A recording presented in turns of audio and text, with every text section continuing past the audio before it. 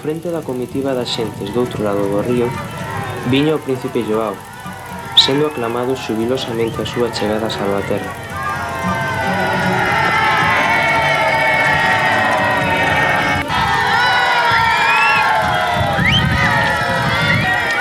Galegos, coa súa princesa Sabela. Eles dous, a Sabela e o Joao, foran elexidos para representar o hermanamento entre a Galiza e Portugal.